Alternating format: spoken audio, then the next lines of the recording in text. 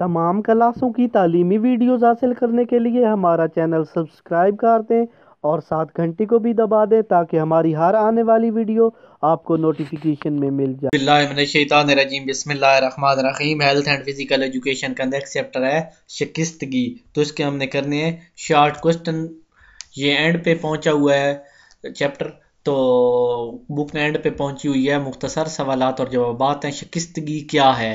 ہڈی کا ٹوٹنا، نامکمل ٹوٹنا، یا اس کو دراڑ آنا یا موچ آنا، وہ اس کو کیا کہتے ہیں؟ شکستگی۔ ہڈی کتنے طریقوں سے ٹوٹتی ہے؟ 2 طریقوں سے ٹوٹتی ہے، بالواسطہ یا بلا واسطہ۔ بالواسطہ ہڈی کا ٹوٹنا کیا ہے؟ اس قسم میں جس جگہ پر چوٹ لگتی ہے ہڈی وہاں سے ٹوٹتی ہے۔ بالواسطہ شکستگی کیا ہے؟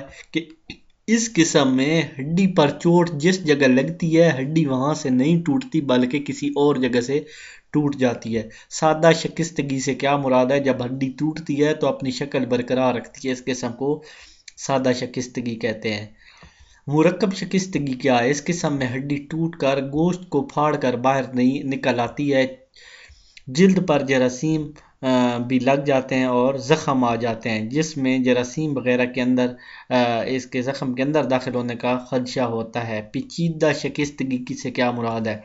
اس قسم میں ہڈی کو جو ہے ٹوٹ کر باہر نہیں نکلتی بلکہ اندر کی طرف دھنس جاتی ہے، جس کی وجہ سے اندرونی اعضاء کو نقصان پہنچتا ہے، مثلا پسلیوں کا ٹوٹنا، پھیپھڑے وغیرہ میں دھنس جانا۔ چکنا چور شکستگی، اس قسم کی ہڈی ٹوٹ کر 2 ٹکڑوں کی شکل میں تبدیل ہو جاتی ہے۔ ایسی صورت میں ہڈی کا جڑنا مشکل ہوتا ہے، ہڈی کے اندر جو ہے راڑ وغیرہ ڈال کر صحیح کیا جاتا ہے۔ گیلی ٹہنی جیسی شکستگی کیا ہوتی ہے؟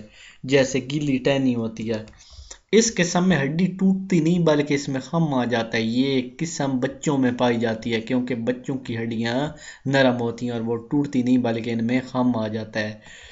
ہڈی ٹوٹنے کی کون کون سی اقسام ہیں؟ سادہ شکستگی، مرکب شکستگی، گیلی ٹہنی جیسی شکستگی، پیتھولوجیکل شکستگی۔ ٹھیک ہو گیا؟ پیتھولوجیکل شکستگی کیا ہے؟ یہ ایسی ہڈی ٹوٹنے کی قسم ہے جس میں ہڈی کسی چوٹ کی وجہ سے نہیں ٹوٹتی بلکہ کسی بیماری کی وجہ سے ٹوٹتی ہے۔ یہ قسم عام طور پر بوڑھے لوگوں میں پائی جاتی ہے۔ انشاءاللہ نیکسٹ ویڈیو میں ہم متعدی امراض کو زیر بحث لائیں گے۔ تو اسی ویڈیو کے ساتھ میں اجازت چاہتا ہوں۔ اللہ حافظ۔